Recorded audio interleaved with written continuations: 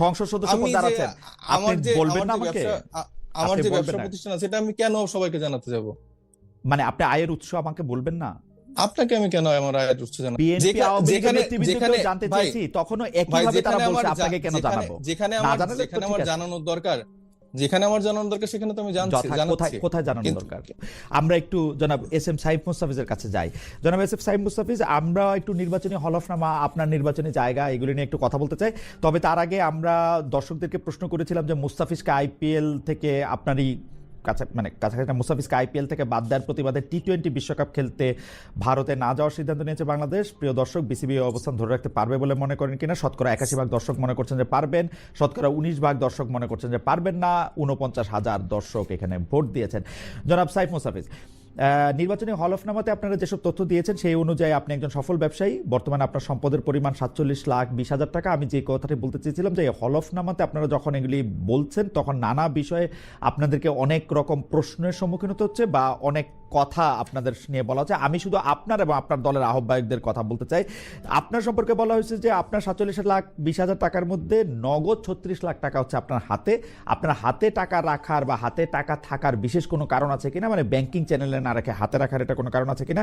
আর আমরা দেখছি যে আপনাদের দলের যে নেতা, সেই পরামর্শক জনাব নাহিদ, তার আয় বছরে মানে আহ্বায়ক, তিনি পরামর্শক হিসেবে বছরে 16 লাখ টাকা আয় করছেন।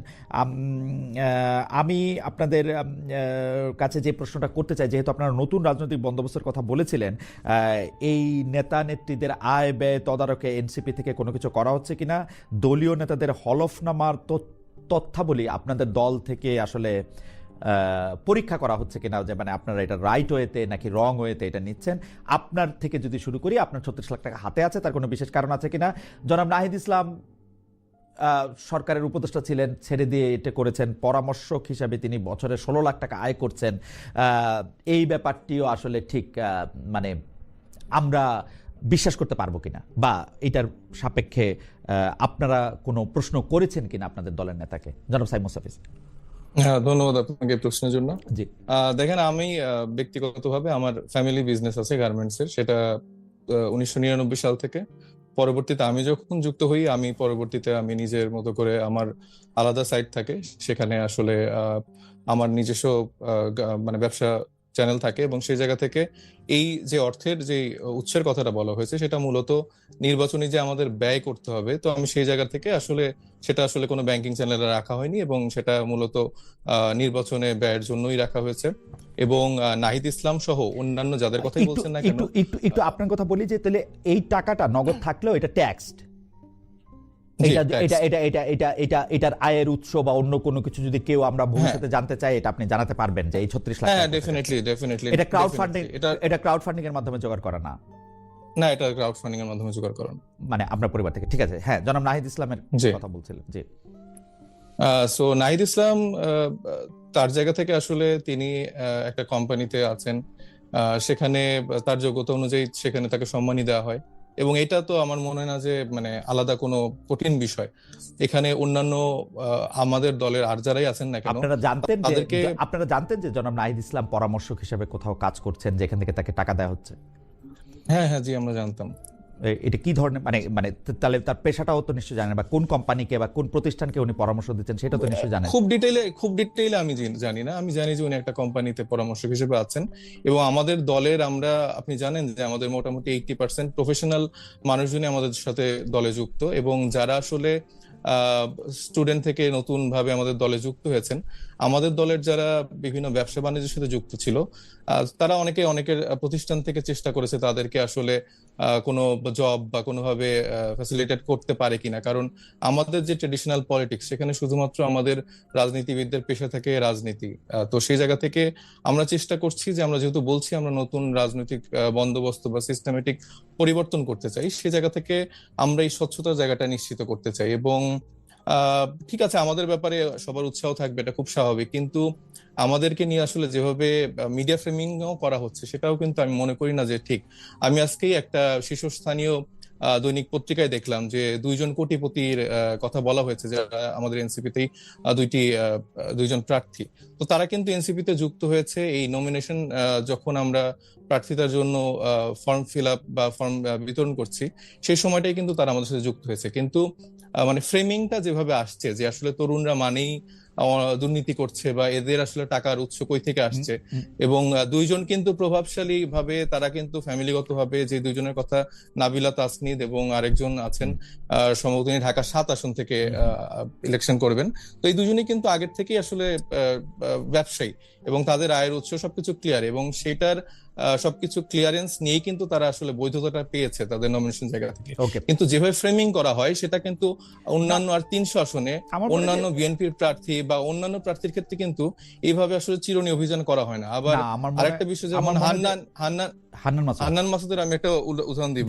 তার ক্ষেত্রে বলা হলো যে 98 লাখ টাকার হচ্ছে তার সম্পদ, কিন্তু তার হলফনামায় হচ্ছে যে আমি যতটুকু জানি যে সেটা 6 লাখ বা এরকম একটা অ্যামাউন্ট আছে, তার কোনো সম্পদের বিবরণও নাই। কিন্তু এটা কিন্তু যখন একটা ফটো কার্ড করে বা একটা শীর্ষস্থানীয় কোনো নিউজ জায়গা থেকে গণমাধ্যম থেকে এরকম একটা নিউজ হয়, এটা কিন্তু দ্রুত ছড়ায়, কিন্তু এটা যে আসলে সত্য না, এটার ব্যাখ্যা যেভাবে আসে সেটা কিন্তু আর ছড়ায় না। তো এটা আসলে আমরা জুলাইয়ের পর থেকে দেখে আসছি যে আসলে তরুণদেরকে নানাভাবে ফ্রেমিং করা হচ্ছে যে এই মানুষগুলা দুর্নীতিগ্রস্ত, এরা অনেক টাকা পয়সার মালিক হয়ে গেছে, এরা খারাপ।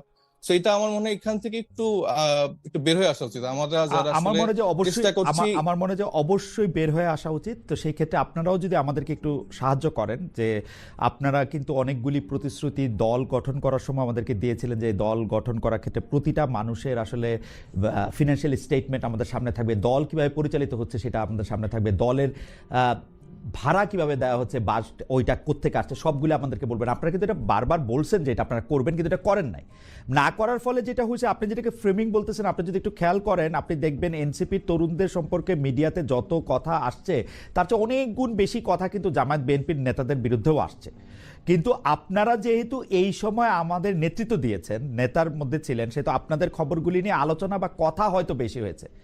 একজন রেদওয়ান আহমেদের থেকেও হয়তো নাহিদ ইসলাম বা সাইফ মুস্তাফিজের ব্যাপারে বেশি আলোচনা হয়েছে, কারণ আপনারা সামনে ছিলেন। কিন্তু আপনারা কি সবকিছু আমাদেরকে পরিষ্কার করেছেন? যেমন আপনি দেখেন, আমি ছোট্ট করে একটু বলি, নাহিদ ইসলাম সাহেব একটা পার্টির চিফ, উনি একটা কোম্পানির বা একটা প্রতিষ্ঠানের পরামর্শক। আমরা এখন পর্যন্ত, আপনি তার দলের লোক তা জানেন না, আমি একজন সাংবাদিক তা জানি না, উনি কোন কোম্পানির পরামর্শক। এটা কি হওয়া ঠিক হইল আসলে? না, এটা কি জনসমক্ষে বলে বেড়ানোর মতো যে আপনি কোথাও চাকরি করলে আপনি বলবেন না? এটা কি আপনাকে আমার জানানোর দায়বদ্ধতা আছে? আপনি তো দলের চিফ, আপনি তো দলের একজন শীর্ষ নেতা, আপনি তো সংসদ সদস্য পদে দাঁড়াচ্ছেন, সংসদ সদস্য পদে দাঁড়াচ্ছেন, আপনি বলবেন না আমাকে? আমার যে ব্যবসা প্রতিষ্ঠান আছে, এটা আমি কেন সবাইকে জানাতে যাব? মানে আপনি আয়ের উৎস আমাকে বলবেন না? আপনাকে আমি কেন আমার আয়ের উৎস জানাতে? কারণ হচ্ছে যে আপনি একটা পাবলিক অফিস হোল্ড করবেন, আয়ের উৎস তো বলবেন। দেখেন, আমরা যখন বিএনপি আওয়ামী লীগের নেতৃত্বকে জানতে চাইছি, তখনও একইভাবে তারা বলছে, আপনাকে কেন জানাবো? যেখানে আমার জানানোর দরকার, সেখানে তো আমি জানাচ্ছি। কোথায় জানানোর দরকার? এই যে আমার নির্বাচনের জন্য যেহেতু আমার যে হলফনামা বা ইশতেহারগুলো, মানে নামটা লিখতেছেন, আপনি শুধু এইটা বলতে ডিটেইল বলতেছেন না, কিন্তু আপনি শুধু বলতেছেন পরামর্শক হিসেবে আমি এই টাকা আয় করছি। আমার মনে হয় না যে সাংবাদিক আপনাদেরকে আমার প্রত্যেকটা ইনফরমেশন জানানোর জায়গা আছে। আপনি এটা মনে করছেন যে এটা মানে নাহিদ ইসলাম ব্যক্তিগতভাবে দলের চিফের এটা জানানোর দরকার নাই? কি করছে এটা আসলে আমার মনে হয় এটা আসলে মানে আপনাদেরকে জানানোর প্রয়োজনীয়তা আছে। আমাদের যদি মনে করে যে সে আসলে জানাতে চায়, সে জানাতে পারে, যতটুকু জানানোর দরকার সে ততটুকু জানাতে পারে। ওকে, মানে আপনি মনে করছেন যে এটা জানানো তার দরকার নাই। আচ্ছা, হাউএভার আমি একটু জনাব রেদওয়ান আহমেদ, কিন্তু আমরা যে কমিটমেন্টটা দিয়েছি যে আমাদের দলীয় আয় ব্যয়ের যে স্বচ্ছতার জায়গাটা নিশ্চিত করা বা কিভাবে অফিস চলছে, সেটা আমরা কমিটমেন্টটা আমরা ফুলফিল করতে চাই। এটা কিন্তু আমরা বলেছি, আমরা এটা এরকম তো না, এটা আপনারা আমাদের ওয়েবসাইটে দেখতে পারেন কাইন্ডলি। আমরা কিন্তু বলেছি যে বাৎসরিক ভাবে আমরা অডিট করে আসলে প্রত্যেকটা রিপোর্ট আপনাদেরকে জানাবো। তো সেটা এখন আমাদের দলের বয়স 1 বছর হয়নি। সো এই কমিটমেন্ট আমাদের সবসময় থাকবে। আপনার সাথে আমার যদি কথা হয়ে থাকে, এটা আপনি আমাকে বছর শেষে জিজ্ঞেস করবেন। বছর শেষে জিজ্ঞেস করলে আপনারা বলবেন যে আপনারা এই বাসা ভাড়াটা কোত্থেকে দিয়েছেন, এই টাকাটা কোত্থেকে এসেছে? না, ডেফিনেটলি প্রত্যেকটা ব্যাখ্যা আছে, কোন খাত থেকে কত টাকা পেয়েছেন, কোন খাত থেকে কত টাকা পেয়েছেন এটা আপনারা। জি, আমরা এটা চেষ্টা করছি। ডক্টর রেদওয়ান আহমেদ, আমরা কি এই একই রকম প্রশ্ন বিএনপির ক্ষেত্রেও করতে পারবো? কারণ একই মানে প্রায় একই উত্তর আমি গত 5 বছর, 10 বছর, 15 বছর, আমার সাংবাদিকতার বয়স প্রায় 29 বছর হলো, সেই ক্ষেত্রে প্রায় একই ধরনের উত্তর আমি আসলে আমাদের পলিটিক্যাল লিডারদের কাছেও পাই। কিরকম আমি আপনাকে বলি, যেমন আওয়ামী লীগের একজন লিডার একটা হলফনামাতে দেখা গেল যে তার গত বছরের তুলনায় তার 100 কোটি টাকা তার সম্পদ বাড়ছে, হলফনামাতে লেখা। তো বলছে যে আপনারা তো দেওয়ার দরকার না, আমরা তো হলফনামায় দিয়ে দিছি। তো হলফনামাতে পেশা দেখতে পাচ্ছি যে মাছ ধরতেন উনি। গত 5-7 বছরে আমি অনেকবার, 10 বছরে, 2 বছরে, 1 বছরে, গত 1.5 বছরে আমি অনেকবার জানতে চেয়েছি যে আপনাদের দলের যে শীর্ষ নেতা আছেন জনাব তারেক রহমান, তার আয়ের উৎস কি আসলে।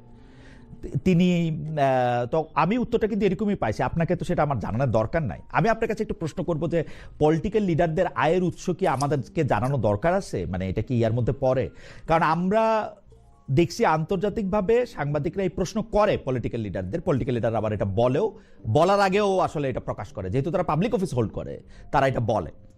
আপনার কি মনে হয় ডক্টর রেদওয়ান আহমেদ, আমি কি জিজ্ঞেস করতে পারি যে আপনি আসলে কি করেন, আপনার পেশা কি, আপনার আয়ের উৎস কি, গত 17 বছর আপনি কি করছেন, 20 বছর কি করছেন? আমি 20 বছর না, আমি আপনি হয়তো জানার কথা, আমি বিজিএম এর প্রেসিডেন্ট ছিলাম 1993 থেকে 97 পর্যন্ত। গার্মেন্টস এক্সপোর্ট আমার মূল ব্যবসা, এবং 82 সন থেকেই আমি গার্মেন্টস ব্যবসা করি, এবং এই গার্মেন্টস ব্যবসা করে আমার লভ্যাংশ থেকে বিভিন্ন জায়গাতে আমি জায়গা সম্পত্তি ক্রয় করেছি। মনে করেন 88 বা 90 সনে যে জায়গার প্রতি 6% দাম ছিল 15,000 টাকা, এটা এখন প্রতি শতক কিছু কিছু ক্ষেত্রে আপনার 5 লক্ষ টাকা, 7 লক্ষ টাকা হয়ে গেছে। তো এখানে আমার চান্দিনার বিভিন্ন জায়গাতে, পৌর অঞ্চল, আমার গ্রাম এবং অন্যান্য জায়গায় আমি আমার কোম্পানির নামে এবং নিজ নামে বা ছেলে মেয়েদের উপার্জন আপনি তো থেকে যে শুধু জায়গা সম্পত্তি- ক্রয় করেছেন, এটা তো আর বিক্রি করেন না, এবং এটা অনেকটাই পারসিভড মূল্য। না, আপনি বিক্রি- যত যত না না মূল্য- বিক্রি বিক্রিও করেছি, করছেন। বিক্রি বিক্রিও করেছি, করছেন। হ্যাঁ বিক্রি করছি, So বিক্রি আপনার- করছি, জি সো আপনার আয় ব্যয় খাতা একদম পরিষ্কার। একদম একদম পরিষ্কার। এই একই কথা কি আপনার দলের শীর্ষ নেতা সম্পর্কে আপনি বলতে পারেন জনাব তারেক দলের রহমান? শীর্ষ নেতার উত্তর জনাব তারেক রহমানের উত্তর তিনি দিতে পারবেন। আমাদেরকে এটা আমি জানার বলতে অধিকার পারবো না। আছে, আমাদেরকে এটা জানার অধিকার আছে যে উনি কিভাবে হ্যাঁ। আয় ব্যয়। ওইটা ওনার সাথে কথা বললে উনি সেটার উত্তর দিবেন। আপনি ওনার কি মনে প্রশ্নের করেন? উত্তর তো আমি দিতে পারবো। আপনি কি মনে করেন যে আমরা এটা চাইতে পারি কিনা? নিশ্চয়ই ওনার উপার্জন কোত্থেকে, কিভাবে উনি উপার্জন করেন, কিভাবে পরিবার চলে, কার কাছে, ওটার উত্তর ওনারটা উনি দিতে পারবেন। কার কাছে জানতে চাইবো তাহলে এটা? তো ওনার সাথে কথা বলেন। উনার সাথে তো কথা বলা আপনি যাচ্ছে যদি- না, আমি গত 5 বছর ধরে চেষ্টা করতেছি, উনি তো আমার সাথে কথা বলছেন না। তো সেই প্রশ্নের জবাব তো আমি দিতে পারবো না। ওকে, আমারটা আপনি জিজ্ঞেস করছেন, আপনি আমারটা বলছেন যে জিজ্ঞেস করছেন। আপনারটা পুরোপুরি ক্লিয়ার। তো রাজনীতিটা আপনি মানে আপনার জন্য রাজনীতি হান্টিং গ্রাউন্ড না, আপনি রাজনীতি থেকে আসলে টাকা বানানোর জন্য রাজনীতিতে আসেন নাই। এবং লোক তাই, জনগণও তাই মনে করে। জনগণ মানে যারা আপনাকে সমর্থন করে তারা, আবার আপনার বিপরীতে যারা আছে না তারা তো না, আমার বিপরীতে যারা আছে তারা তো আমাকে কোনোভাবেই বহু চেষ্টা করছে। অ্যান্টি কারাপশনে মামলা হয়েছে, ফেস করছি। 111 অ্যারেস্ট হয়েছে, ফেস করছি। জামিনে আসছি। আপনার একটা ঠুনকো মামলায় 3 বছরের সাজা দিছে, বেকসুর খালাস পাইছি। সুতরাং আমার বিরুদ্ধে কোনো অভিযোগ প্রমাণ করতে পারে নাই। সুতরাং এবং পলিটিক্স আপনার জন্য টাকা বানানোর কোনো ইয়া না। ঠিক আছে, থ্যাংক